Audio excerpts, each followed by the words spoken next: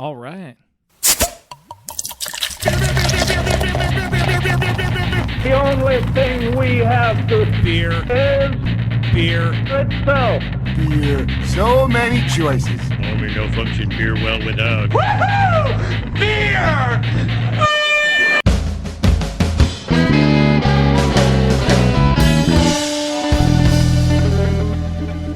Hello and welcome to another episode of Beer Busters. We're going to bring you the news and reviews of your favorite brews. I am Dan Baker. I am joined by my co-host and brewologist, Steph Hafner. and of course the demented and fermented Wayne Baker. I am very excited for this episode. I mean, I'm excited for most of the episodes. However, this one is a relatively newer Philly brewery who we have not had the chance to connect with yet, and I am very happy about that because we were introduced to the beers last year, and I'm sure we'll dive into this a little bit later on. We have joining us from Attic Brewing in the Germantown part of Philly, Laura Lacey, co-owner of Attic Brewing Company. Hello. Laura, thank you so much for taking the time with us. No problem. I'm glad to be here with you. Drink some Likewise. beer, talk about beer. Yeah, Let's do it. Absolutely. Yeah, it's gonna be a good time. We mentioned it right before we started recording and doing the show, and we had talked about it while you were dealing with some audio stuff with your headset. By the way, thank you for having a headset for the audio stuff. I'm an audio nerd, and I certainly appreciate that. But your background is you're in the brewery right now, but it looks so perfectly framed that it looks like it could be like a stock photo from somewhere, and Yeah. it's so cool. But no, you're actually there, Yeah. and it looks great. It does look really cool. And hey, perfect segue to a plug. If you want to see that background, you can watch the Happy Fun Time game portion of the podcast on our YouTube channel. The video releases do tend to drag the podcast releases a little bit, so it may not be out the moment you hear this episode, but it will be up there soon, and there's other ones to watch, and you can see Laura's cool backgrounds and all the other cool backgrounds we've had on the show at youtube.com/beerbusterspodcast. See, that's also one of the reasons why I always preferred audio is because there's much less work that goes Yeah, into video. audio editing. It's like editing a minute of video is like the equivalent of editing 10 minutes of audio. Yeah, pretty I feel much. like. Yeah. For me, it's slap a filter on there, maybe cut something and crossfade, and you're good. Don't have to worry about graphics or anything. Yeah. Well, So my hat is off to you, sir. Well, thank you. I appreciate that. Other places you should go. I mean, you probably know the drill by now. Twitter and Instagram, you can follow along. We're at Beer Busters. Facebook, we are Beer Busters Podcast. Like Wayne said, youtube.com/Beer Busters Podcast. There's beerbusterspodcast.com/shop. You want to get yourself some sweet merch. Be one of the cool kids wearing a Beer Busters shirt. Possibly sweatpants, maybe on the horizon. Yeah, I'll work on the sweatpants, but no promises. I'm on your side, Steph. We're going to find a way to make this work. And of course, there is patreon.com/beerbusters where you can find your way into things like Last Call, and you can get outtakes, allegedly. But there's also that brand new bonus, accidentally full-length podcast that is only for patrons. That's Blockbusters. So we got 2 episodes. By the time you're hearing this, 2 episodes that are going to be out. Going to try to do a monthly. But all of this for as little as $1 a month. Just think of how much money you spend on Starbucks, even just once in a week. Take $1 of that. Get yourself some not Starbucks coffee. The sale's getting a little hard. You might want to move on. Anyway. So we do have a lot that we're going to get into, and Wayne has poured a delicious-looking beer. And if I'm not mistaken, this is one of the beers, Wayne, that you and I had ordered last year, and I really enjoyed it. It's Prolonged Forms. It is a table beer, and I remember it being very, very, very delicious. Laura, that's what you're drinking, too. Why don't you tell us a little bit about this, Laura? I should have timed it better than when you were going for a sip. I'm sorry. That's why we edit. We're a newer brewery and are still working things out. And so Prolonged Forms came because we use a yeast for our hazy IPAs, and we're looking for a beer that we could brew with that same yeast that wasn't a hazy IPA. And so we ended up doing this amazing Prolonged Forms table beer. It was a nice beer to round off our draft list because it's a little bit lower ABV, but very tasty. Our Iliado Cream Ale is one of the most popular beers that we brew, so the Prolonged Forms is a nice alternative to that. And it's also a nice gateway to craft beer for our customers. So light, easy drinking, but we all like it, nice and tasty. Very much How so. often do you guys release this beer? So we rotate through about 50 different beers. So this one is, I think this might only be the second or third time that we've brewed it in the past year. So not too often. I noticed when I was there on the board, it was listed as one of the new releases on the chalkboard. And then when I met up with Dan to give him the beers for the episode, he's like, I think I've had this beer before.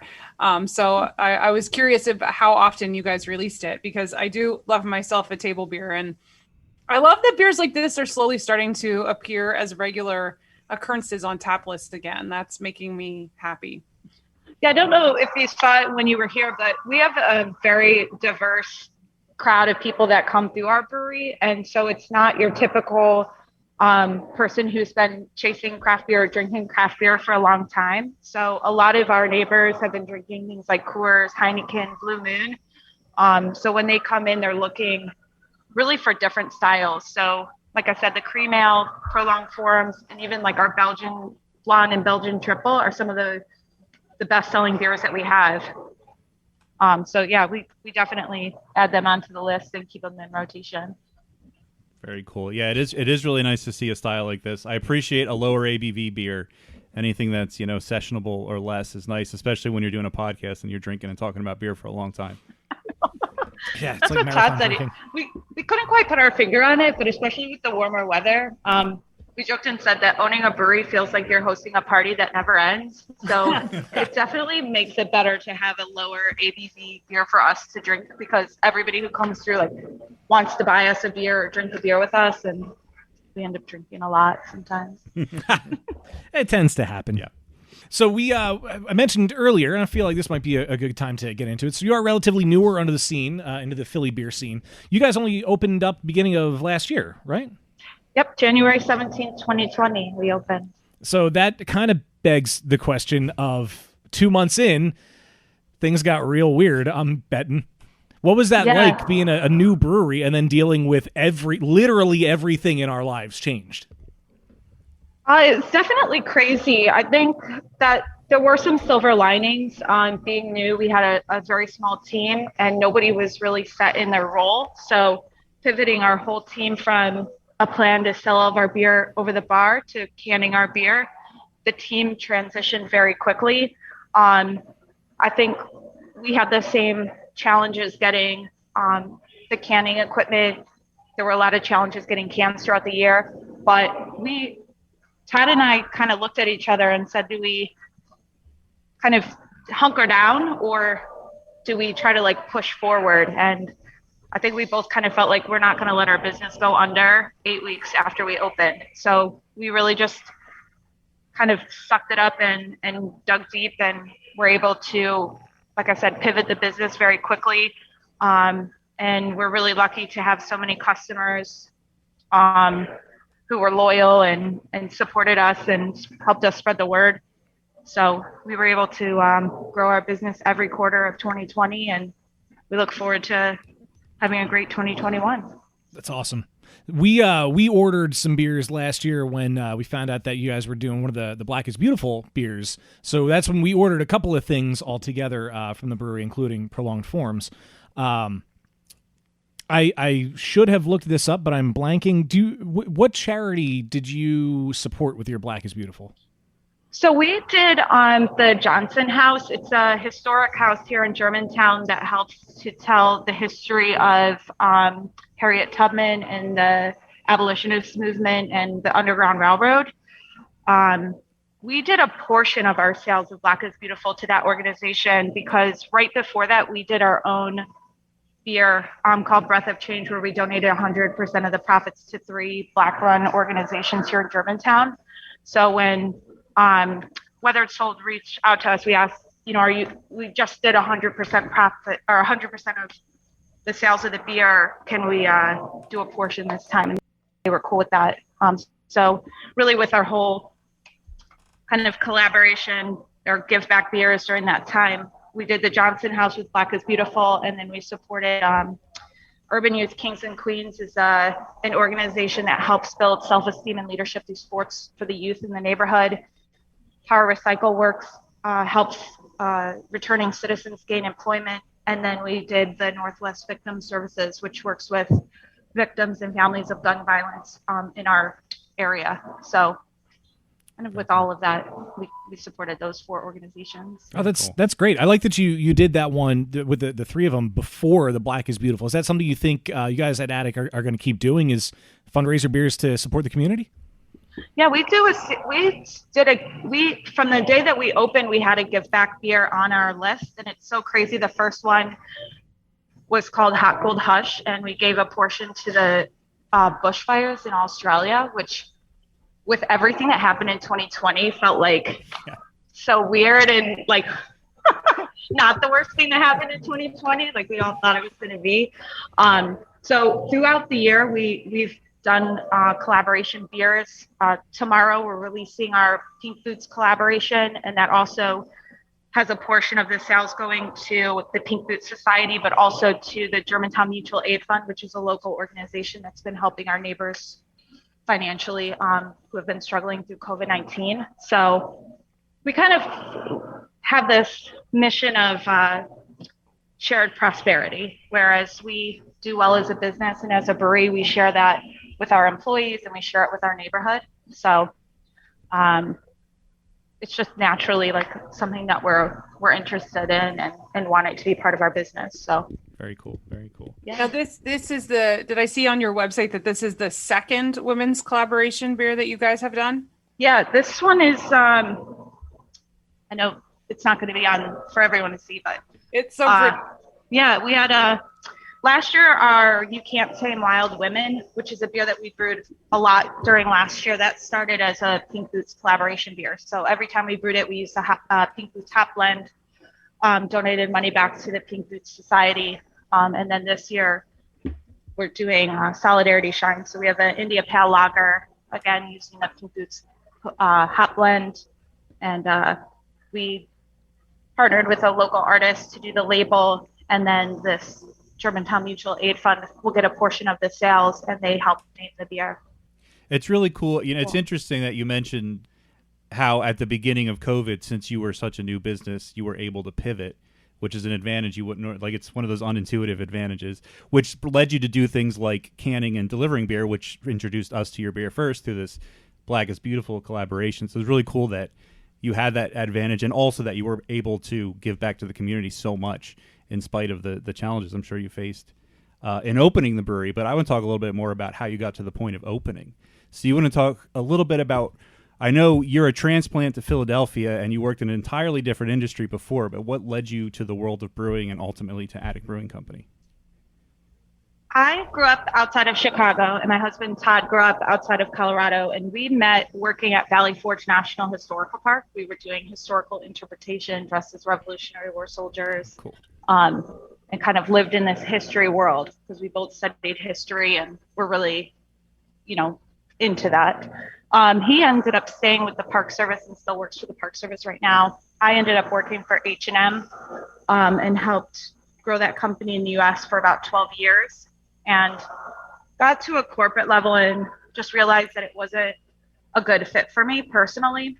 And I was really struggling with it and came home one day and was like, I'm quitting my job. Todd, really, he can't argue with me. So he's like, okay, what are you going to do? And so I thought about it and I was like, I really want to own my own business. I'm not sure what I want to do. And Todd had been homebrewing for about 10 years and we'd visited all these craft breweries. And it's like a pipe dream when you're sitting in the tap room and you're like, oh, if this was ours, what would we do? So we kind of half seriously were talking about it. And then a friend told me that the Craft Brewers Conference was going to be in Philadelphia that year. So like 2 weeks after I quit my job, the Craft Brewers Conference was there. And to join the Brewers Association and get tickets to go, it cost us about $3,000, which is a lot of money. So we kind of invested that into going. And the first day I was like, okay, this is awesome. Between meeting brewers that we idolized, meeting other people who were in different steps of opening their own brewery, and then just all the knowledge that you can get from there, plus all the beer that you can drink too with your little pass. But from then on, we decided, we're really going to do this and we're going to open this brewery. So we took it one small step at a time. It took us about 4 years to get from April of 2016 to January of 2020 when we opened. But we learned a lot along the way, and I worked a lot in the brewing industry during that time period. So I canned beer at 2SP. I worked as a maltster at Deer Creek Malt House. I was a sales rep for Dock Street. I worked as a bartender at Current Cider. So I got to pick the brains of these people who had already opened and kind of see what model they had and what we were going to end up eventually doing. Most of the time that we had lived in Philly, so we both lived in Philly now for about 16 years. We had lived in Germantown, really liked the neighborhood, the history, the architecture, the diversity. And then we saw an opportunity when you map out the breweries, there's this big void in Northwest Philly. So, we thought it would be a good opportunity to open the business here, and we ended up permanently moving here. So we live about 4 blocks from the brewery. Ended up finding this cool space. We're in a building that was built in the 1890s as a pencil factory. And now we're bringing industry back to this kind of cool part of Philly. And I have to mention, they have a parking lot. Definitely an advantage. Yeah. A big advantage. It's a battleground in that parking lot. I'm going to warn you. But we have free street parking all over. But the parking lot does fill up quickly. But we have 40 spaces or so. Oh, wow. That's it's an advantage. Still a luxury that not many Philly breweries have. No. So it is super easy to get to as well, right off the highway. You guys are right next to that barbecue place. Mm-hmm. The parking lot. I mean, it's just a really cool spot and a really neat area of Germantown. Yeah, we lucked out too on our landlord owns 5 blocks in a row. And they just cleared, not the parking lot side, but the other side. They just cleared the lot, and they're letting us put in a big beer garden. So the beer garden will move out of the parking lot and into this 8,000 square foot space. So we should be able to fit about 300 people back there once we get that finished. Oh, that's really cool. Yeah. That'll be nice. Awesome. Yeah. Something to look forward to. So I want to know where the name Attic came from, because I heard that there might be an interesting story there. we tell this story a lot.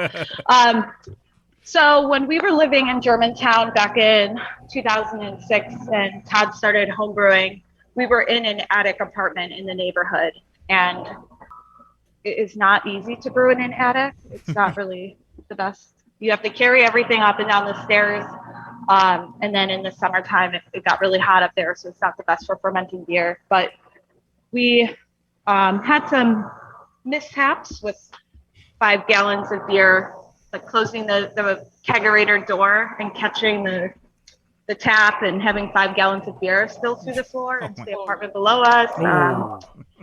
Definitely some challenges, but we would throw parties up there, and it was just a really cool apartment and just a really cool vibe. So when we were trying to think of names, we wanted it to be something that was personal and nostalgic for us, but also something that we could use to brand the company. And since we're both studied history, like things that are vintage, nostalgic, we kind of pull out from that when we're designing beer labels or thinking of beer names or decorating the tap room, that it kind of has this like vintage, nostalgic kind of, if you were to go into your grandparents' attic, like all the treasures you would find. Very cool. And then, of course, it starts with the letter A. So whenever they list the breweries alphabetically, we're conveniently at the top. That's the best answer. That's perfect. Yeah, it's the truth. But I want to know about this fabulous cat. That's I was going to ask too. Yeah, it's a little bittersweet now, but so we raised money through a WeFunder, which instead of a donation based like a Kickstarter or GoFundMe, it was a way for people to invest in the brewery, and they could invest as little as $100. And it was kind of our way of from the get-go inviting people to be a part of this journey with us. So for 6 months in 2018, we were heavily raising money, and Todd designed that poster. And it's from a World War I propaganda poster where he's waiting for you, and it has the German soldier with his helmet on peeking up from the trenches during World War I. And so Todd put our cat on it, and it was said, "He's waiting for you to invest in Attic Brewing Company." And it became so popular that we're like, all right, people are into cats as much as we are.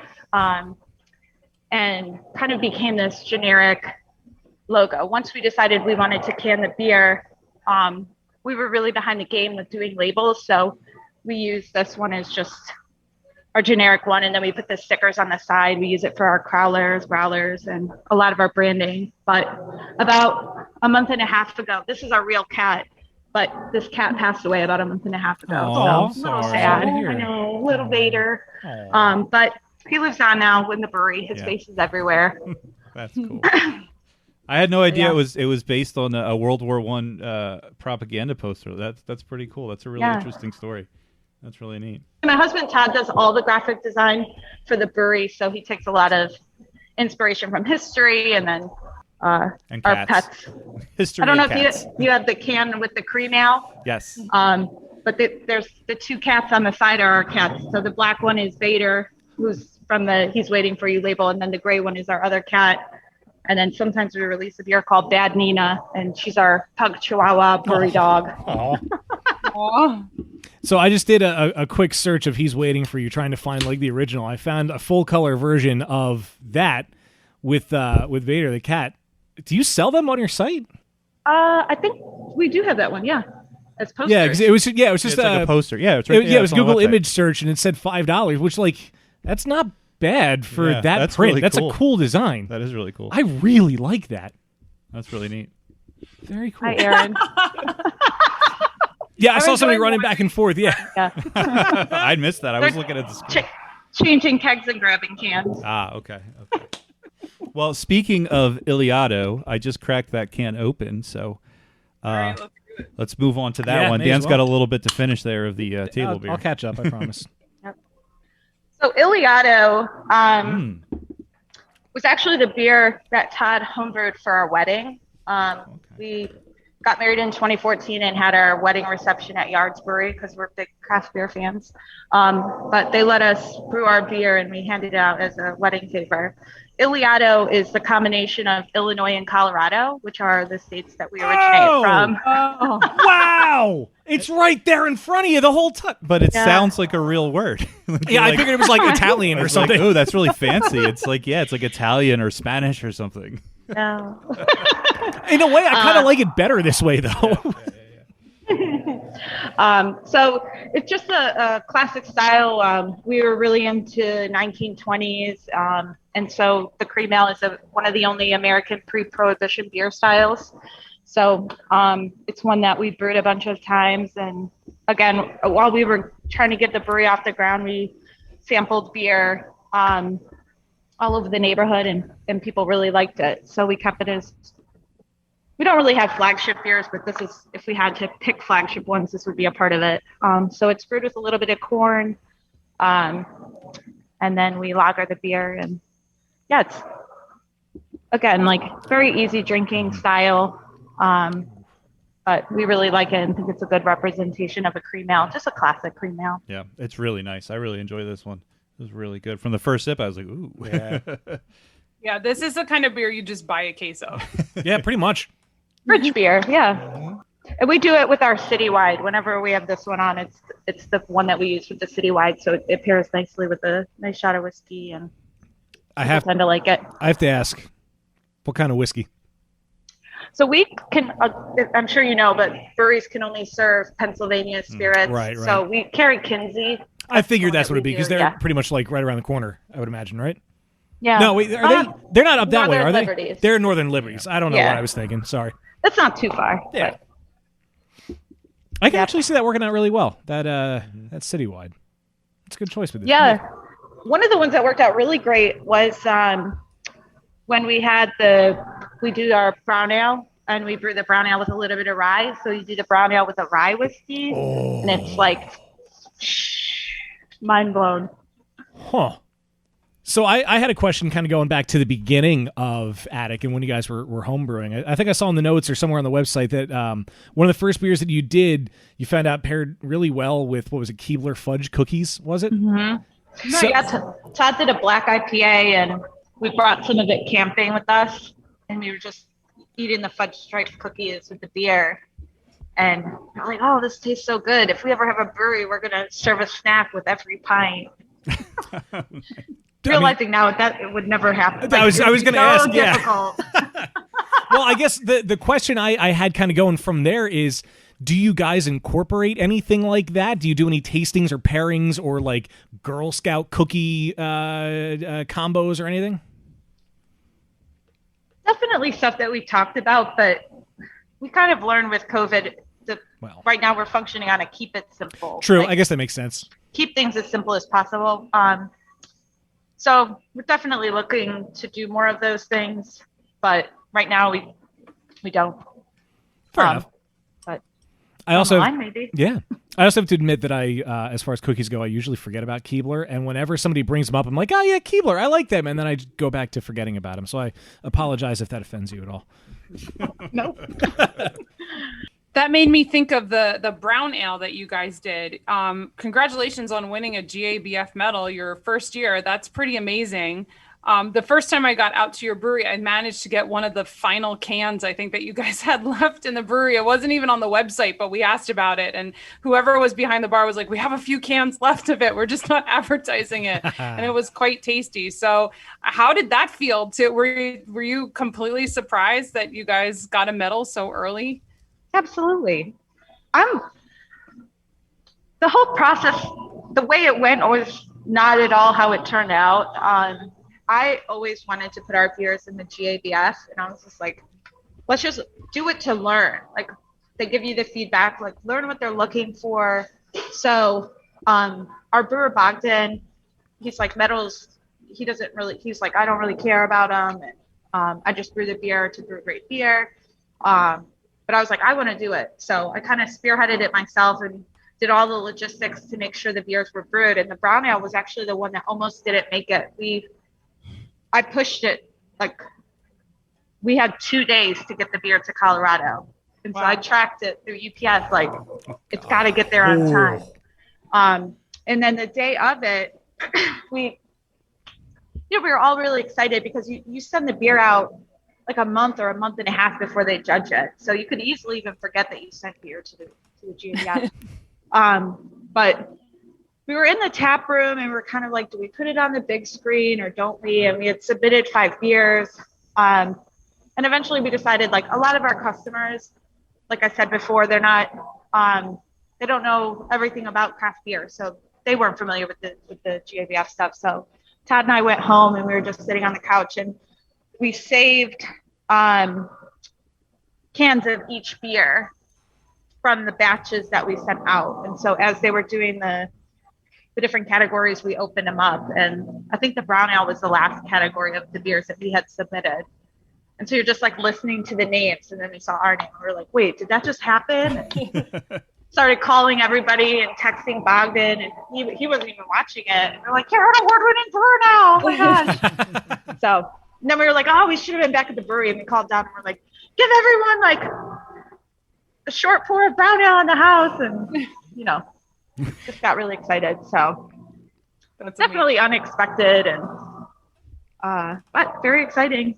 So we'll take it. We've talked to brewers before that have forgotten that they sent beers that then won, and they were like, oh shit, oh, that's right. I forgot about that. We won. I've actually texted some brewers congratulations, and I was the one that broke the news to them because they were like, oh yeah, that's today.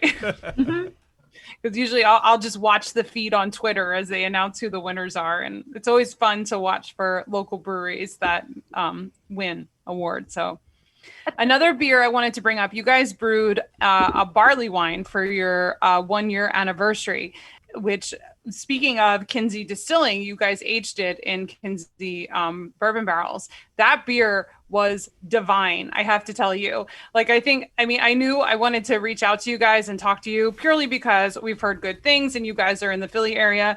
But after having that beer, I'm like, these guys are nothing to fuck with. Like, you guys are producing some really tasty stuff. So I don't know do you have any more of it at the brewery, but regardless, I would like to hear a little bit about that beer because it was divine. We agree. And thank you for all the kind words. For us, we get very anxious and nervous about every beer that we brew. So that one is no different. Kinsey, we formed this great relationship with them, and had just mentioned to them that we'd like to try barrel aging beer, and then they ended up having 5 bourbon barrels that they sold to us, and we brewed this barley wine, filled 5 of the barrels, and then maybe it was 5 or 6 barrels, but we chose 3 of them to blend together to release. So we still have some of the barley wine that's aging in barrels, and then we have some of that we have a couple kegs of that year 1 that we saved, and we're going to release it throughout the year this year. But agreed. I'm not a big beer person, like high alcohol beers I like to drink, and I usually end up drinking too much, but that beer is like super smooth, has a lot of flavor to it, and it's very, very tasty. So something we're super proud of, and the first barrel-aged beer we've ever done. So it came out, 13.2%, I think it said? Wow. Yeah, it was 13.1%, and because we had never done the barrel-aged beer before, some of the alcohol changes the alcohol level. So we actually called up Yards. I call him my best friend that he doesn't know, Tom Kehoe. I was like, hey, by the way, can we come use your lab? And he's super nice guy.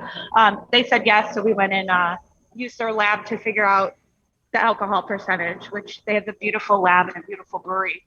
But while we were there, the lab tech was like, we had like a view party for the GABF, and we were all like cheering and so excited when we won the medal. Aww. And I was like, oh. Those are good friends to have. For sure. Like I said, friends that cheer you on, and friends that have a really awesome lab, for both reasons. Yeah. We have a very strong fondness for Yards. We had our wedding reception at the Delaware Avenue space, and we're sad to see them move, but it's also just we're in little over year 1, and to see what Yards has grown into, and this amazing brewery in Philly, we definitely idolize them and are really proud of everything that they've built and achieved there. And for them to just no questions asked, come by tomorrow and kind of open up their brewery to us is very kind of them, and we really appreciate it.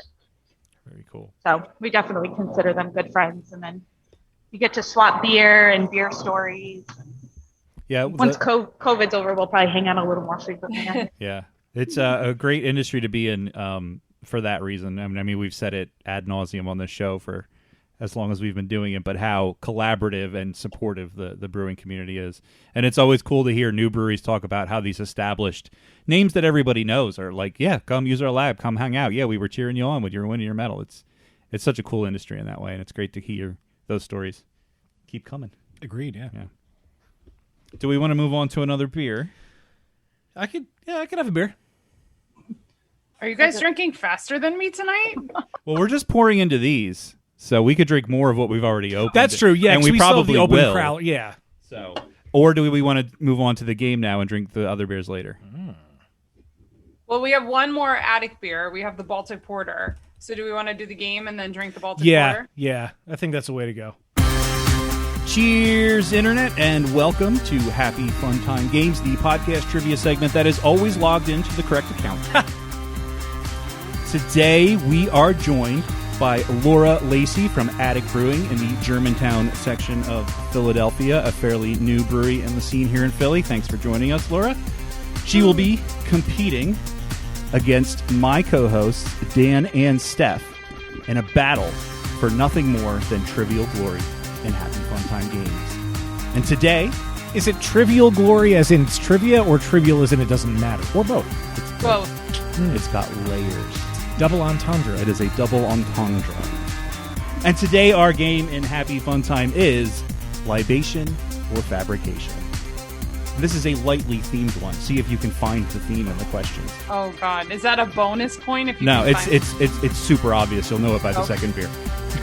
So, the way this game works, if you don't know, is I'm going to give you a bizarre name of a beer, and you each have to guess whether that name is real or if I just made it up. And we're going to go round robin style, starting with Dan to guess. This is our first beer of the game. Tell me, is it real or is it fake? This beer is called Grin and Ferret. I just talking to somebody today on a call at work about ferrets, so I'm gonna say fake. All right, Dan is saying that is fake, not a real beer. So you saying that it came to me like an osmosis? Probably. Because we were in the same house at the same time? Okay, all right. Steph, what do you think? I mean, that seems like a good call there. It does sound very Wayne. But Grin and ferrets. What brewery would put ferret in the name of their beer? Unless it's somebody's name. or nickname. Well, no, because there is. Can you spell it? There's. Can I spell it? Yeah, I'll spell it. GRIN space AND space FERRET. I just meant ferret, but thank you. I mean, I was curious how you spelled grin. / Beerbusters for a 10% discount. Once again, that code is what? GRIN. Steph, what's your answer? We haven't gotten there I'm yet. going to say fake. Steph is also saying it's fake, agreeing with Dan. Laura, it's finally on you. What do you think? Grin and ferret. I'm going to agree. I'm going to say it's fake. Everybody's saying fake. Everybody is correct. It is, in fact, fake. It is not a beer, but it does appear in the title of the 1999 novel Grin and Ferret, A Warm and Fuzzy Guide to Life, by the author Jeanne Carley. A hardcover copy of this book, brand new on Amazon, goes for $596.02. What? So I take it's out of print. It is out of print, but you can get a used one for about $16. Also on Amazon. It's the 2 cents that puts me over. If it were 3 cents cheaper, I'm in. Yeah, it's about ferrets and a friendship. It's all cute and cuddly. I don't know why. I mean, I guess because it's out of print, it's such high demand. But apparently it was part of a series of ferret-themed things that this author produced, including calendars. Listen, I like ferrets, but that's a little much. It's like Eat, Pray, Love, but with ferrets. Eat, pray, ferrets. Eat, Pray, ferrets. Ferret soup for the soul. That's gone too far. Oh, wow. So everybody correct on that first beer of the game. Moving on to the second and moving on to Steph to guess first on this one. Our next beer of the game is called I Am the Walrussian Imperial Stout. Is that real or fake? You want me to spell that one? You might be here for a little while. Are there any spaces? Yeah, after I, am, and the, and Russian Imperial Stout. Okay, so it's not like one word like you read it. No. I'll say real. Steph is saying that is real. Laura, what do you think? I'm going to go with real. Oh, agreeing with Steph. 2 reals. I Dan? do, yeah. All right. Cuckoo, cuckoo, I say real also. Oh, cuckoo, cuckoo. Everybody's saying real. Everybody agreed on the last one. Everyone was right. This time, everyone is wrong. Because it's fake. Man, I was going to buck the trend. Yeah, I know. So basically, these first 2 questions, we might as well have not even done them. We're all in the same spot right now. There are beers out there called I Am the Walrus, a Berliner Weiss from Hidden Springs Ale Works in... I don't know where it is. I didn't put it in my notes. Excuse me. And also Imperial Walrus from Vassen Brewing Company, and that one is a Russian Imperial Stout, but none of them have climbed to the heights of punnery that is I Am the Walrussian Imperial Stout. Moving on to our so next... proud of yourself. I like that one. I haven't come up with a good fake beer name on this game in a while that I was like, I'm going to remember that one. I'm going to remember that one. Laura, you are up to guess first on our next beer of the game, and this one is called Brown-Eyed Squirrel. Is that real or fake? Are these all fake? Is this a whole game of fakes? You never know. You never know. I'm going to say real. All right. Real. All right, Laura going real on that one. Dan, what do you think? Brown-Eyed Squirrel. It sounds like it would be dirty, but it's not. I know. Like, I was debating which way I wanted to go with it, besides real or fake. I'm gonna say real. all right, Dan saying that one is real. Finally, Steph. Fake. Oh, finally we get some disagreement. Man. Steph bucks the trend, Uh-oh. and it does not pay off because that is a No. real beer. That is a real beer from South Carolina's R.J. Rockers Brewing. Yeah, that checks out. Brown-Eyed Squirrel is an American brown ale that was formerly called Bald Eagle Brown. Less interesting, less fun. There is a little bit more to the beer's identity crisis, though. The brewery's website and Untappd list it as an American brown ale, but on Beer Advocate, it's called an English brown ale, and it has a different description that touts it as an alternative to boring domestic beers. Huh. So I'm assuming they used to market it as an English brown until like craft beer became big in America, and it wasn't like, oh, domestic beer is bad, so then they started calling it American brown, or they changed the recipe. I don't know. But there you go. Interesting. That's my fact on that. Our first real beer of the game, and we spin back around to Dan for this, our penultimate. Oh, there's the word. Penultimate beer of the game. You're going to guess first on this one. This one is called Velocilager. I like all the animal themes. Is that what it is? They're all animals. I told you it was. Bonus points! I'll give you a provisional point. And I'll decide at the end if it's worth it. Wow. I didn't know we were supposed to guess the theme. Velocilager. That is correct, sir. God, that sounds dumb enough to be real. I'm sorry if you thought of that. All right, Dan. I'm really sad. It's not the first time that this sort of No, comment it's just has like happened. you wanted to. It's supposed to be close to Velociraptor, but Velocilager is like it's a stretch. It's way too much of a stretch. We've I had love it. we've had everything on this game up into. I'm going to say that's real because if you came up with that name, I will think less of you as a person. Velocilager, Steph, real or fake? I'm going to say real, and I actually think it's an awesome beer name. All right. Steph saying real for the completely opposite reason. Finally, Laura, agree, disagree. I'm gonna stray from the pack. I'm gonna say fake. Oh, going your own way doesn't pay off again because it is real. It is real. It is. I'm glad I didn't insult you by No, you accident. didn't. And the funny thing about what I said earlier is it's never turned out that was correct. Like, it was always the thing that made you not hate me. Okay. I've always lucked out. But yes, Velocilager is a traditional Vienna lager from Center Street Brewing in Wallingford, Connecticut. Don't really have much more interesting information about this beer, but I agree with Steph. It's not really that clever of a pun because it doesn't fit neatly, but No. it's just super fun to say. Velocilager. It does roll off. I don't the think tongue. it's fun to say. I like it. I like it. Laura, what do you think? Velocilager? Good name, bad name? Oh, definitely a good name. See? All right. If it was fake, I was gonna take it. Also, it wouldn't be the first time that's happened. True. All right. Well, we are about to come up to our final beer of the game. So at this point, we're going to add up the scores so we can determine the order of operations for the final question. Dan has 3 points. Steph has 2 points. Laura has 2 points. Oh man. So Dan is in the lead. Laura and Steph tied just behind, but that is not counting Steph's perhaps crucial provisional That's points. just not fair. We'll find out at the end. So the only thing we have to do is make Dan guess last. Are we sure about that? Nailed it. Nailed it that time. So we'll start with Steph, go to Laura, and end with Dan. Our final beer of the game is called My Best Friend is a Gila Monster Named Eugene. Is that real or fake? Oh, wait. Dan needs to go first. See, He's- see, I knew it. I thought I had it this time. Because he's in the lead. He Oh, goes that's right, that's first. The video. people that are not in the lead don't go first. Well, at least you all were with me that time. Dan? What is this, episode 215, and you still don't know how this works? Well, that's a fairly new rule, right? Ish. No! I mean, it's not 215 episodes old, but it's up there. Right. Yeah. I mean, maybe like. All right, 208. Dan. My best Anyway, friend is a Gila monster named Eugene. My It's not best- true, but is it the name of a beer or fake?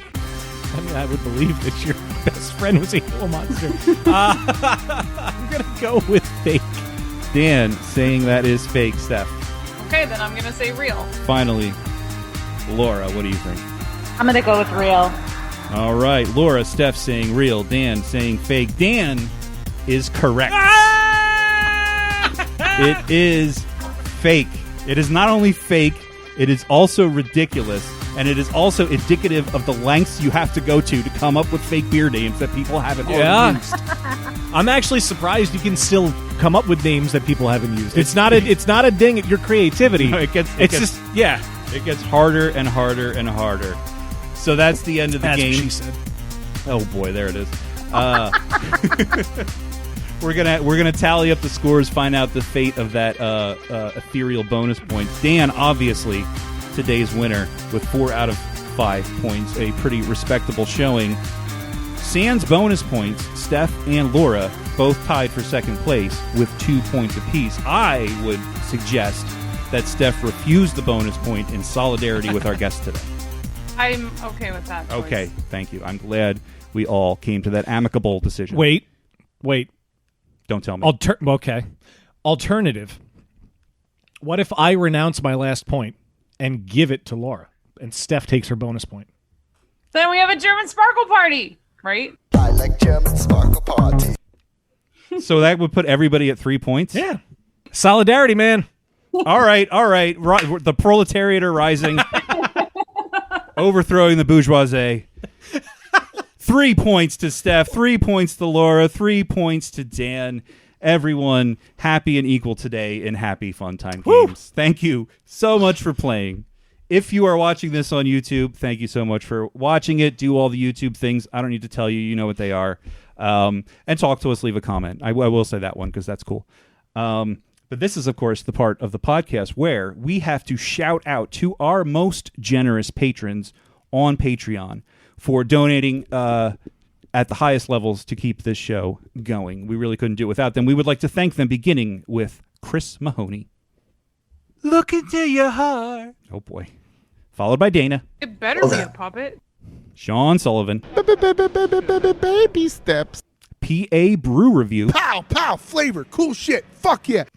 Topher Sibbons. Loved it. Poor Man's Brewing Company. Let's go to the van.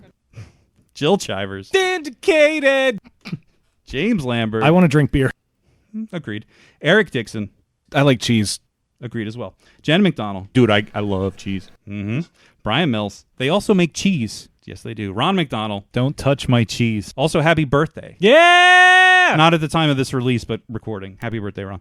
And finally, the one and only that is no baloney, Joe Mansell. Jesus! Sorry. That was a big Sorry. one. If you want to find out how you get on this list, get other perks, get bonus content, behind-the-scenes stuff, go to patreon.com/beerbusters. Pause and save. Pay your tab. Say, Yvonne, remember when I said I'd have to send away to NASA to calculate your bar tab? Oh, yeah. We all had a good laugh, Mo. The results came back today. You owe me $70 billion. You ever search for something online, and immediately after you hit enter, you think, oh God, I hope nobody sees what I just searched? That's why you need a VPN. Or maybe look at it this way. You know how uncomfortable it is when you use a public bathroom but the door doesn't lock all the way? And you think, oh God, at any second, anyone can burst in here and see my private business. Well, ExpressVPN is going to be the lock on the door that never fails you. They are consistently ranked as the #1 VPN in the world. They're the fastest and the most secure and the easiest to use for VPNs. VPNs are just going to protect everything that you do online. Nobody's going to see your credit card information. Nobody's going to see your searches on WebMD for that weird rash that showed up on your foot. All of it is going to be secure. Added benefits are you can stream content from anywhere in the world. You want to watch something from the German Netflix library? Go ahead. You want to watch some British football, soccer, whatever you want to call it? You can do that too. You know those geo-restricted videos on YouTube? Oh, this is not available in your region. Not anymore. You get the last laugh. It's easy to use. It runs in the background on your computer, your phone, your tablet. It only takes one click to run. And remember, they are the #1 VPN in the world. It's secure. It's anonymous. Nobody is going to see what you are doing. And all of your information is safe. If you want to see what all of the hubbub is about for a VPN, there's no better way to go than ExpressVPN. And this is why you need to go to tryexpressvpn.com/beerbusters. And when you sign up for a 1-year package through that website, you're going to get 3 months free. That's right. 1 year turns into 15 months. Again, that is tryexpressvpn.com/beerbusters. Protect your searches, transactions, and protect yourself. tryexpressvpn.com/beerbusters. So we have the porter yet to drink. Baltic Porter, anyone? Baltic Porters are dangerous and delicious. I will agree. Agreed. So we have Do we have another one? Severed Paths. Is this? Did we forget one from when we got beer from them before? Because this is the old label. No, we use that label. You still use that? I was Okay. going to say. I thought we drank all that because this was the old label. Todd still works his full-time job, so designing labels doesn't happen as quickly as we'd like it to. So some of the beers get released still, and they just get the little sticker on the side. I think it's really smart, and I mean, it features the cat again, so that's amazing. There's quite a few people who have checked "He's Waiting for You" as a beer on Untappd, though. Oh hilarious. yeah. We get lots of customers who call and they're like, "Hey, I ordered different beers, and the person dropped off all the same cans." We're like, "Oh, there's a sticker on the side. Take a look." So I'm not gonna lie. When we ordered beer last year, I originally thought the same thing until I saw the sticker and was like, "Oh yeah, that makes sense." Yeah. We never had plans to can beer, so Yeah. we're like kind of coming from behind. Yeah. Well, I did want to bring this up because you have some pretty impressive can art and the Mexican lager label is legit one of my favorite beer cans ever. I think that label is beautiful. Is Todd the one that does the graphic design for all the can art? He does the graphic design for all the can art. We have 2 beers where we used other artists. The Solidarity Shine, which will get released tomorrow, was done by a local artist, Gina Giles. And then the Tiger Smile was done by Emily, who she did. Emily we met because she painted the logo on the outside of our building. And it turned out she's an amazing structural artist, I think is what it's, sculptor, and then an amazing artist too. So we commissioned her to paint the art for the Tiger Smile label. But Todd does all of the art for all the other labels. Mexican Lager is actually one of these ones where he had an idea that he was going with, and then around maybe 11:30 at night, I went to bed, and then he'll come to bed around 2:30, 3 o'clock in the morning. And during that time, he created that label. Like, I'm fast asleep upstairs, and he's down watching some B movie, designing beer labels. That's amazing. Well, he's really good. He's quite the Renaissance man to be like brewing and the historical and national park side of him, and then the graphic design, and you as well with all of your talents and skills as well. You guys apparently make a really great brewery owning duo with all of your skills and talents. I agree. The one thing we have a head brewer that we hired, Bogdan, and he's kind of the third person in our kind of management team. So between the 3 of us, I think it's really what's led to the success that we've had so far. But yeah, Todd self-taught himself how to do all of this. And this is just like the label art, but he also films the video, edits video for us. And that's what he does as part of his full-time job. So he's constantly behind a camera, on a computer, and he's very creative and very talented. I'm super lucky to have him. Oh, well, shout out to Todd. Yes. He's here today. He's come down the ramp a few times. Next time I'll pull him. So he's one of 2 things, and we forgive for either one. He's either busy or shy. Todd is a very quiet person. So we had to film an interview the day before yesterday, and I went over and told them, you have to specifically ask him questions or you're going to have the most awkward interview where we're sitting next to each other on video and he doesn't say a word. So he is very busy, but he's also shy too. Yeah, well, we would rather you guys be busy and have to deal with that. Right. That's more important than the podcast, definitely. We're good. We have an amazing team, so they're holding it down. I can see the line from where I'm sitting. Suddenly see me peeking out, yeah. Signaling help off the camera. customer. Yeah, somebody's waiting. This has to be hard to be chained to the computer right now, and in the corner of your eye, you're watching everything going on with your business. I know I wouldn't be able to do it. To be honest with you, it was more the nice weather today that I was like, I don't want to be chained to a computer because it's so nice outside. But it's great. I'm really enjoying myself. So anything to keep me from having to go behind the bar. And we've kind of got to the point where the bartender's elbow me out now. And I'm like, I used to be a bartender. I know what I'm doing. They're like, you don't get out of here.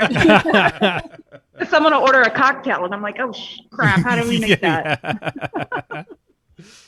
So talk to us about the Baltic Porter. So the Baltic Porter was a beer style that Bogdan was actually really interested in doing. He had mentioned it a few times. I don't think I had ever had a Baltic Porter before. Wait, having and ours. you have a brewery in Germantown? You know the history of the Baltic Porter with Earth Bread and Brewery, right? I mean, Tom Baker was like the original in this area to brew a Baltic Porter. I may have had it at Earthbread and don't remember. But no, I didn't know that. I like them and like their beers too. So maybe I have had it down there, but not. I usually don't gravitate towards high alcohol beers. So, but Bogdan really wanted to do this beer, and like I mentioned earlier in the show, because our brewery is so small, it's for us. It's about balancing yeast strains. So when we bring in the Belgian yeast strain, we go through the blonde, we do the triple. This time we did a double.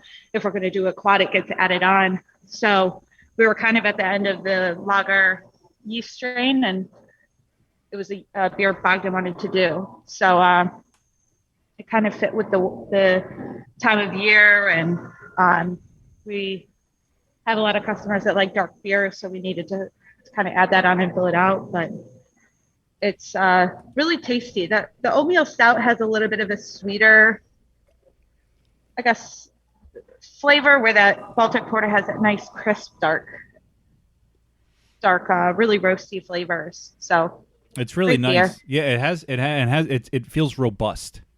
Yeah, which that's I really a good like. word for it. Yeah, like with the Yeah. mouthfeel, and it doesn't like it's 8.2%, I believe it says. Yeah, 8.2. So it's not hitting the double digits yet, but it's up there. And it's not like burny alcohol, but there is like a warmth, which is probably also the effect of the cumulative beer I've been drinking all night. Yeah. But this is bringing it out at least. Yeah, no, I have to say, Lauren, you said you don't gravitate towards higher ABV beers. I kind of figured after drinking some of this that it was like 10, 11, 12%.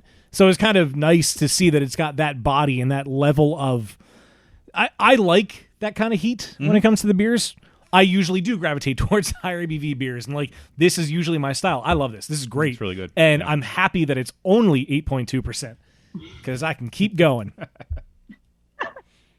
Might I make one suggestion? Sure. At some point, procure some red wine barrels Ha! and then age the Baltic Porter in them and then release that beer, preferably in a package format that I can buy and stockpile. Yeah, got it. One of Wayne's favorite beers ever is Baltic Thunder from Victory, Red which was a Thunder. Baltic Red Porter Thunder. aged in red wine barrels, and it was phenomenal. Oh, yeah, And, it was great. They don't make it anymore.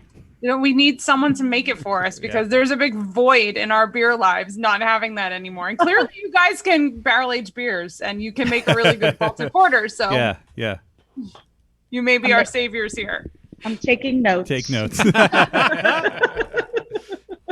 I'm sure you love it when people come up to the bar like, you know what you guys should do? like, no, I haven't thought about everything from every angle already. Well, you can call it Velocita Porter. I don't know. Velociporter? Velociporter. No, my best friend is a Gila monster named Eugene. It's what you should call it.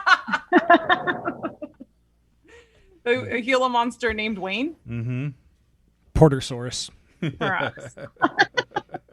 So I mentioned this pre-recording, but we did selfishly pick beer styles when we stopped by Attic that the three of us really love to drink and perhaps don't always get to drink. But I did want to mention that you guys do have quite a diverse portfolio and often have a crap ton of beers available either on tap or in cans to go.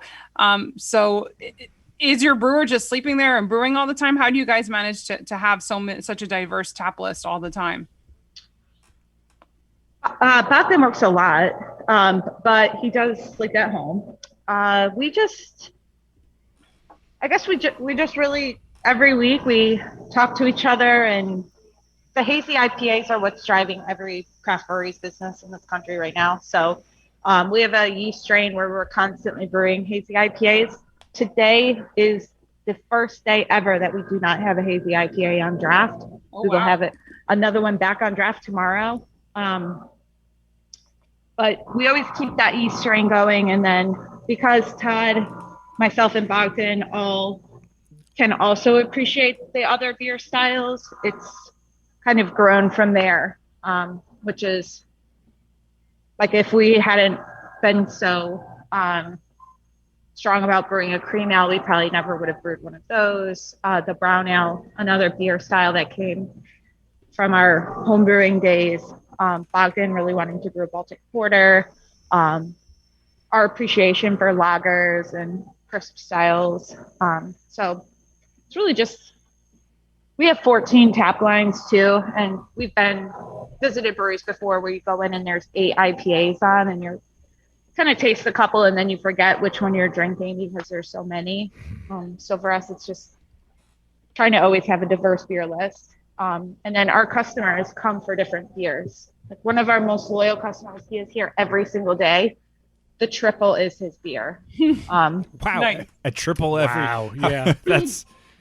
I respect that. You know what? It's funny you say that. When I did my internship at Iron Hill, there was also a regular that came in. I was at the Lancaster location and always wanted the triple. And when it wasn't on, would give the brewers a very hard time. And it's not necessarily a year-round beer style, but you know, some regulars feel like, you know, this is my favorite beer. You better have it on all of the time. So either have it on all the time or I suppose some sort of alternative that may also please their taste. But I love it. I love an everyday triple drinker. That's amazing. Yeah, we met him really right when the pandemic started. We were only able to do growler fills before they kind of cut that off. And he's coming in and spending $25 on this growler fill like every other day. Wow. I almost like felt bad. I was like, oh my gosh, it's so expensive, but Yeah, but that's 4 pints of triple. I mean, that's and for usually a triple. when you order a triple, you don't get a pint of it. It's usually served in like a 10 or 12 ounce pour. Yeah. So to him, it was probably a really good deal. yeah, for sure. Divide it out. But a growler of triple was he? I wonder if he was drinking it himself or sharing it because. Straw in the growler. Well, I was going to go just chug it. It's not easy to drink a lot of triple very fast, and a growler's not going to last more than a couple Well, of days. if you were an everyday triple drinker, you I may guess, drink yeah, it way you've- faster than most You've people. put in the work. You've put in your That's 10,000 hours. You are a master triple drinker. Triple drinker, if you are listening to this podcast, please email us. We would like His to. name is Tyrone. right. Tyrone, what a Hopefully- Tyrone the Triple Man. The triple love man. I love it. Well, and this makes me think of something quite interesting. You know, pre-COVID, the before times, especially when I would go to a new brewery, I would always want to get a flight so that I could try a range of different styles and kind of see what the brewery did. But now a lot of breweries aren't even offering flights right now, for safety reasons. And, you know, a lot are using plastic glassware or plasticware instead of glassware. And I'm curious if people's choices when they're coming to the brewery, even if they're getting beer to drink there or to go, are different because now you're either committing to like a growler, crowler, or 4-pack, or which, of course, you guys do sell single cans, which mad respect. I really love that. Yes. When the first time I was there, I just was like, I want a can of everything. So that was really cool to have like the ultimate flight to go. But I'm wondering with some breweries not doing flights, or maybe people straying away from that, if the beers that they're choosing are different than what they would choose if they were perhaps staying longer and ordering a flight. Are you doing flights at all, or are you just doing full pours? Before the pandemic, the flight was the most popular thing that we sold through the tap room. We use the disposable glassware now, so we don't do flights right now. Mm-hmm. But one of the things that we do, again, because of where we're located and so many people coming here who have never been to a brewery before, if someone comes in and they're not familiar with a beer style, we kind of pull them down the bar and we just sample them on whatever they want to try. So sometimes we'll go through with someone, they'll get 6 different samples, and we don't do it as a flight. You know, it's a little bit smaller, maybe like 1 or 2 ounces, to at least let them sample it and try it.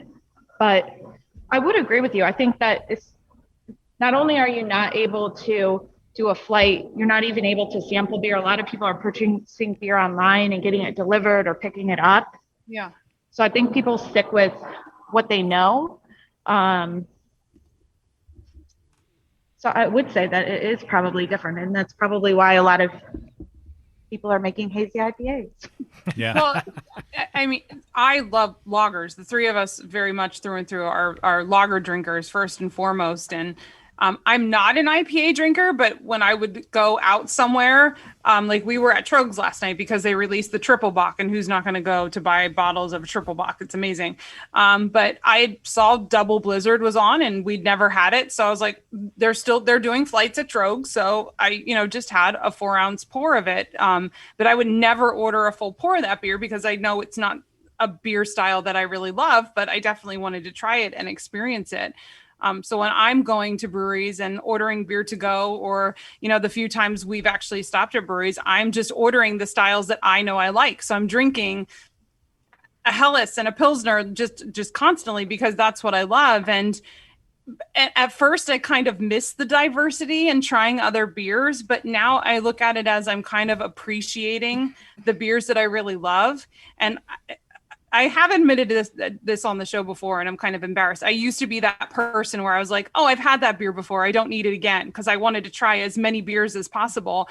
But now I find myself gravitating towards those beers that I know I really like and buying a lot more of that and buying the same beer over and over again. And, appreciating when you find, like the triple drinker, appreciating when you find a beer that you just really enjoy and you want to drink a lot of. Like, we went to Love City and I was just drinking the lager the whole time we were there. And then I got a 6-pack of the lager to go. And I seriously would buy a case of this cream ale because it's delicious and I would love to drink a lot of it this summer. So for me, like, my perspective on consuming beer and purchasing beer has sort of adjusted, but I think in a positive way. And I'm hoping, I know that whole idea of brewing beers that you always have on tap, like these house beers, has kind of gone out the window, and no one ever has beers that are on all the time because they're always brewing something different. But I'm almost kind of hoping that idea of having some beers that are always on tap at a brewery, like going to Love City and knowing Love City Lager is going to be on, and coming to Attic and knowing that this cream ale is always going to be on. There's something comforting about it. And I'm wondering if maybe all of this is getting us back to that and maybe making that cool again, perhaps. I don't know. I definitely think what you're saying is true. We actually were at New Trail Brewing this week. We're going to be part of their 4th expedition pack. So we went out there. Awesome. Breaking news. Yeah, so super exciting. So we went out there to brew our collaboration beer, and Mike LaRosa was our brewery consultant, and he is the head of operations for New Trail Brewing now. And we spent a lot of time talking about the industry, and their brewery has changed tremendously since I was last there 3 years ago. And Trogs is one of the other breweries in this pack. And he had said exactly what you just said, that they had a conversation, and a lot of their core brands have been selling better during the pandemic. And I think it is because people are going back to these, tried and true, like, beers that they just really enjoy. So I do think that is what people are doing. For us as a new brewery, we hope that people try us out too. That's why we offered free delivery all over everywhere around Philadelphia, was to entice people to give us a try. But I do think that, people like that. And maybe it was part of that comfort, or that buried in your brain nostalgia, or, just like not having to have the anxiety about what's in the can and are you going to like it or not, or was it a waste of money or not. But I do think what you were saying is spot on. Yeah. Well, I think offering cans, not crowlers, but single cans like you do, to go is hugely important in that, because it's not quite a flight, but I am much more likely to, like Steph said, go to a new brewery and say, if you sell single cans, I'll take one of everything. Like, I want to try it all. And that's fine. That's me. And I don't care if I, buy 2 cans that I don't like. Like, that's fine, whatever. But I am curious what, like, the profit, like, from front to back from a business side looks like. Like, are flights, I guess beer over the bar is always more profitable than packaging and distributing. So I guess there is really no sort of trade-off there with the increase of packaged beers and, focusing on flagships or whatever. doesn't really change. Flagships. That was the word I couldn't think of. I thought you were just avoiding the I thought you were word. trying I not to just say it couldn't just to sound cool. Yeah, I agree. I agree. What's that word? Yeah. But it's interesting to think about like all the other calculations that go in between, like, as a business, what is worthwhile to sell 5 ounces, a pint, a can, a crowler, a growler, and how these shifts in taste not only change like what you brew, but also how you deliver the beer to people. And that changes, on the business side. Yeah. So, I'd say one of the things that we learned right away was, so we did 4-ounce pours and did a flight. I think it was $6 or $7. And it was the most popular thing that we did. Oh, wow. That's super cheap. Yeah. Super cheap, I'm learning. Super We just I'm learning. talked to another brewery that does the 4-ounce pours for $10. Yeah, and that's cheap. yeah. That's crazy. So if we bring back the flight, it might be more expensive. It should But- be It should be. expensive. I support you raising that. Well, and it should also be based on which beers people pick. Some beers cost a lot more money to brew. So if someone is choosing the cream ale versus like your barley wine, like those beers are not equal. So it's okay to adjust the price according to what people choose as well, I think. Yeah. And what we learned was there is a lot of labor that goes into pouring a flight, because what was happening was every bartender was back there trying to fill these tiny, little 4-ounce glasses with beer. And I was like, whoa, this is between the customer spending time there, like, what do I want, and writing it down. And it was just a bit of chaotic mess. But we realized, so as craft beer customers, we would always go in and order the flight, and we'd try to get every beer that they had and just sit there with the 8, 10, 12, if you're at Russian River, sometimes 20 different beer samples. And you're like, this is what we're going to do today. And you just No one leaves Russian River sober. It's not possible, because you have to do the clean flight and the crazy flight. Yeah. Like they do 2 flights and they're both huge. You have to do them both. You don't leave there sober. But it's a way for people to also try new beers. And so if you're trying to get someone to appreciate a Belgian blonde, or at least give it a try, like having the flight is what does it. It's what gets people to try beer that they might not normally taste. And if they like it, then they're like, oh, I didn't think I would like a beer like that, or whatever. So we're going to end up bringing it back when the beer garden opens. We'll go back to using glassware in what we call our original tap room now. But we'll use glassware again in the tap room, and the flights will be back, and at a little higher price, but it'll be back. Well, at a more normal, Right. like what it's worth price. That's the part that's so hard about owning, not only just owning a brewery, but owning a business. It's like so much of it was, we had no idea what to charge for canned beer. And our canning system was crazy. When you talked about the single cans, us packaging in 16-ounce cans was a complete mistake. Like, I messed up, and that's how we ended up with 16-ounce cans.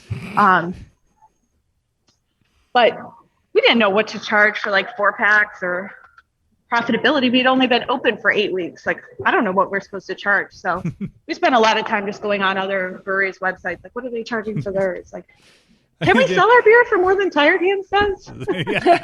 Yes, we can. Trying to rank yourself. I like the idea of a customer coming up and you'd be like, what do you think it's worth? We had a couple people reach out and be like, this is crazy. I was like, well, this is what we need to do. Yeah. But that's funny. yeah, we when we switched to canning, we ordered a canning line that we ordered it in April, didn't end up getting it until November.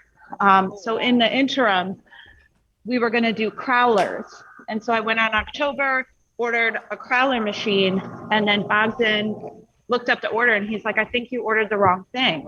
And I was like, wait, what? And I looked at it and I ordered a 16-ounce can seamer for like a home brewing 16-ounce can seamer. Oh, man. So every can that you had in 2020 was filled from our draft system behind the bar and hand seamed one at a time. What?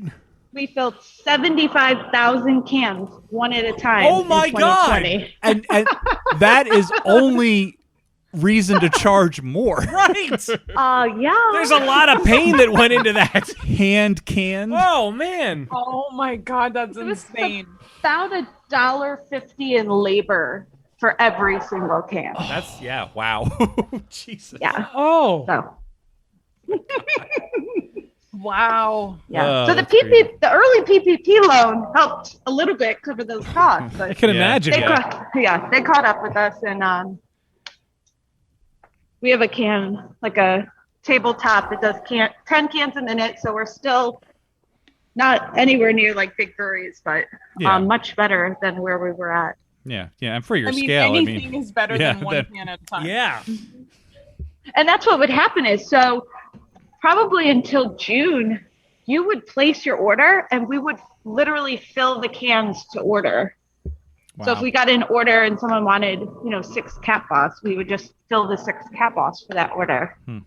So all of the beer was filled within 24 hours of you getting your order to just help keep it fresh. I mean, there's something that can be said for that, and I feel like people may appreciate that more than somewhere else that, was canning however many cans in a minute. Like But I don't think it's something that Oh, you would voluntarily do Oh to no, add absolutely value not. to the beer. No. Just it's born out of necessity, and you can look at it as like But an that extra is- marketing technique. For It it is like, kind of an interesting Sheets thing. has MTO subs. You have filled to order cans. Well, hello. Hey, You can't hear you. I was gonna say I don't know why. Oh, yeah. You have headphones on. you'd be surprised how often we do that. Yeah. They say hello. Hi. I'm digging his watch. What was the watch? Oh, we got to see the watch. A Garmin watch. Is that what it is? Yeah, it looks really cool. It's like, what is that? An orange band? Yeah, I like that. Reddish. I like how you started talking about his watch like you were going to talk shop, and you're like, "Yeah, what is that? Orange?" Well, no, like I could talk shop. I was obsessed with watches for a while when I was I'm sure younger. you could. It was just funny because I thought you were gonna be like, No, "What is it's that? just, What is that? The like, X390?" It's flashy and classic at the same time. I like it. Oh my gosh. Oh boy. You do know that that's the entire reason I worked at Fossil, right? Was because I loved watches so much. Wait, you work When at did you work at Fossil? Fossil? When I was when I was in college. I don't remember that. Okay, You've had like 8,000 I jobs. really have. We're two people We're on that a have tangent. literally known you your entire life, and neither of us knew that about you. Yeah, it was a low paying job, and they. I like how during all of this, Lauren and Todd are having a conversation about how Todd really doesn't want to be on the podcast. I mean, that's fair. That's fair. she's just like, it's fine. It's fine. Did you hear that fucking guy try to talk about my watch? Yeah, no, you're right. You're right. He's like, I'm never doing podcasts. This is your job. It's okay. This is not the first time this has happened. That's There's many true. breweries where some people are willing to do it and some people are like, nah, you do it. So I feel like I have to ask because, and this may be a question that is much better suited for you with Attic than it is to people at other breweries. So your first year was 2020, which had its own challenges, needless to say. And I'm sure, much like every business that's out there, we've all kind of picked up things and tricks of the trade that may suit you going forward. But what do you think the future holds for Attic? I know that's a loaded question. I think what I'd say, like, we had a lot of silver linings. It's definitely the most difficult thing that Todd and I have ever done was we thought it was like opening a brewery, and then it was like, oh no, like keeping the business going during the pandemic. But I think one of the best silver linings for us was getting to build a spot that was so supported and appreciated by our neighborhood. And it kind of pushed us back into why we built the brewery in the first place, which was to be a neighborhood spot. And so that's really kind of what we're looking forward to doing is, we kind of had to go the packaged beer route because you had to. Like, that was the only way that you could buy beer for most of 2020 was you had to buy canned beer. So we're looking forward to having our tap room back open at full capacity. We're really excited to have this beer garden and to continue to support our neighborhood in Germantown. And that was always what we wanted to do, was to be a destination brewery in Philadelphia. That when people come to Philly and they're like, oh, what brewery should I visit? They're like, you definitely need to go to Attic Brewing Company. So that's kind of where we're focusing our attention, our expansion plans. Like I said, we just came from New Child Brewing, and I don't even know how many fermenters that place has. I know Mike threw out like 1.7 million cans, and I was like, holy shit. Wow. Yeah, a year. That it is just absolutely insane. And Todd and I kind of walked through, and we were like, do you want to do this? And I'm like, no. And he's like, I don't want to do this either. And it's like, that's totally fine. We don't have to do this. This is their plan for their brewery. So for us to come back, it's really what the best thing is about our brewery is this kind of coming together and interacting as people. And COVID put a huge roadblock in that in 2020, but we're looking forward to that going away and people just getting to share beer, sit at a bar, and just kind of have that experience again. So that's what we're looking to do. Yeah, no, that's a good way to look at it. And I feel like, and this is going to sound like such a weird thing, but I feel like opening 2 months prior to the world shifting is, in a way, that a silver lining in and of itself. It's an added bonus because you got to learn the ropes of having a functional brewery in a community that then had to learn how to pivot while still serving that community. So I feel like you learned the ropes in a much more unique way than a lot of other breweries that I feel like will serve you going forward. Because if you were right around the corner from me, if I lived in Germantown, I'd be there all the time. Like, yeah, they're new, the beer's great, the people are cool. I want them to be there. I would buy as much beer from you guys as I possibly can if you were my neighborhood brewery. And being in South Philly, it's not super duper far away, and I will most certainly. And they have a parking lot. I will most certainly drive and park in that parking lot and get there, and I will not leave for a long time because I have a parking space. And I think that was I specifically remember sitting in an investment meeting and someone saying, well, what's your marketing plan? And I was like, well, a lot of craft breweries just word of mouth.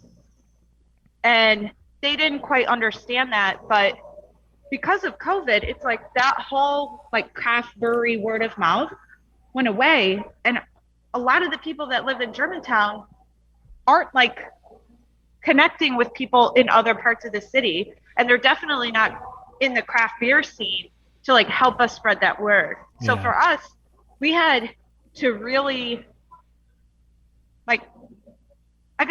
try to go in different directions. So being the cool neighborhood spot worked really well for us, but like winning a GABF medal, that like was like another part to say like, okay, well, that means that we brew good beer. Right. Which is, really for us the number one priority. But like that kind of like covered another base in the craft beer world where it was like, oh, like people who enjoy craft beer know what that is and know like the weight that has. So I guess like with COVID, we had to just like push in different directions and try to attract customers from lots of different places. And I mentioned it before, but like the free beer delivery, that's what that was. So if we had all popped up on your radar, you're like, well, they'll deliver it for free. So I'll try them once. And if I don't like it, I won't get it again. But if I like it, I will buy it again. And a lot of the customers bought it again. Yeah. So, and then our hope is that when they feel comfortable coming back out and when they decide like they want to start traveling to breweries again, that they then come visit our tap room and we kind of keep them as a long-term customer. Yeah. Not going to lie, the parking lot will probably go far for many Philly residents.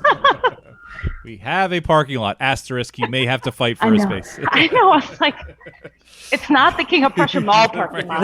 Right. It's like a parking lot.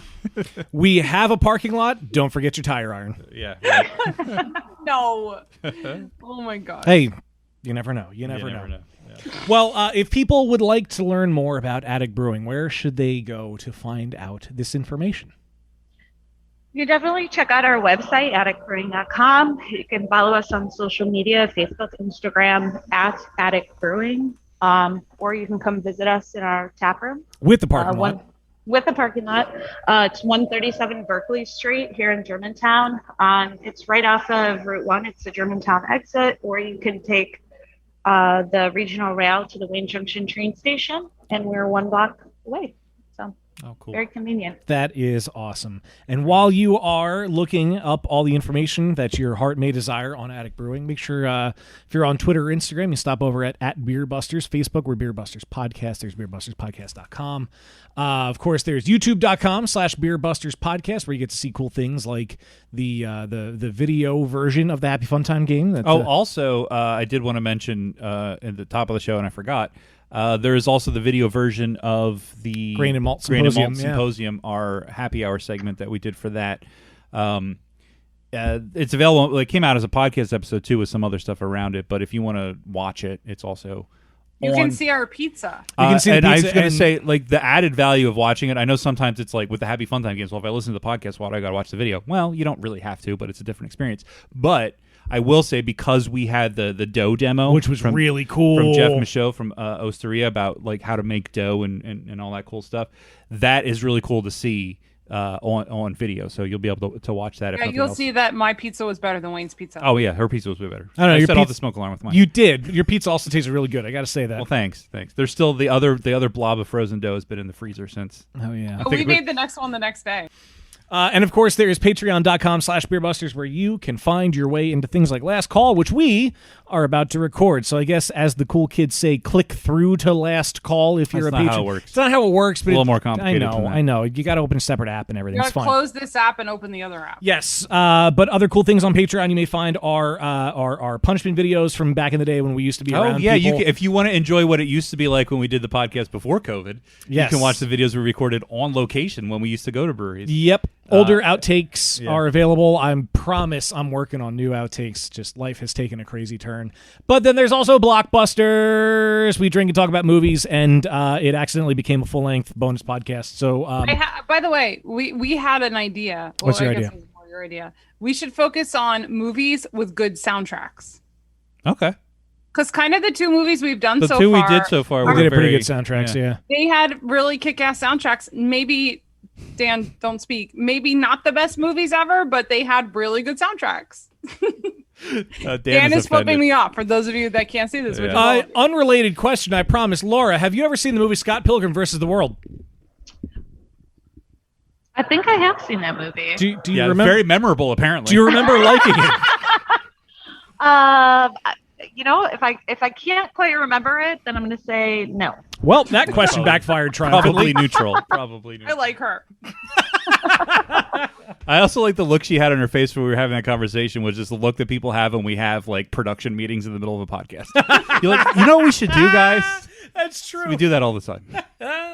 Oh, man. Well, hey, it's worth it. As little as $1 a month for the Patreon feed. I forgot what we were talking about. Yeah, I know, right? There's got to be a way to kind of tie it all together. Well, Laura, thank you so much for taking the time and chatting with us. Thanks so much for having me. Of course. It was a lot of fun. The beers are delicious. I promise I will be there sooner than later, now that I know that you have a parking lot. No, it's been on my list. I've just been kind of on edge about going out in some places, but I get my second vaccine in 2 weeks, and then I am free and clear from what I understand, so I cannot wait. Very cool. Every time I introduce myself from now on, I'm going to be like Laura Lacey, co-owner of Attic Brewing Company. We have a parking lot. Yes. We have It's a good selling point. You have no idea. As someone who doesn't live in the city and drives in from outside the city, that is the biggest selling point. As someone who lives in the city and doesn't leave his house unless he has to, and or there's a parking lot, yes. Wholeheartedly agree. Yay, parking That's lots. the name of this episode, isn't it? They have a parking lot. They have a parking. It should be. That's not bad. That's not bad. That's probably gonna be I it. had other ideas, but I like that one better. That's probably it. Yes. Well, this does unfortunately bring us to the end of another episode of Beer Busters, and it's been a lot of fun. If you have not had any beer from Attic, you need to change that as soon as you possibly can. And in case you missed it, they have a parking lot. Jesus. And also good beer. And really good beer. Really, really good beer. And a very picturesque brewery. Well, again, Laura, thank you so much for joining us. It's been a blast. Thank you. Of course. Well, hey, my name is Dan Baker. I am joined by my co-host and brewologist, Steph Hefner. and the demented and fermented Wayne Baker. Remember, no squids or baby chicks were harmed in the making of this episode, and we will see you next time. They're going to have a beer garden soon, too. No. That's pretty cool. And a parking Well, they have a beer garden. It's just going to be on the other side. Right. And then that means there'll be more parking.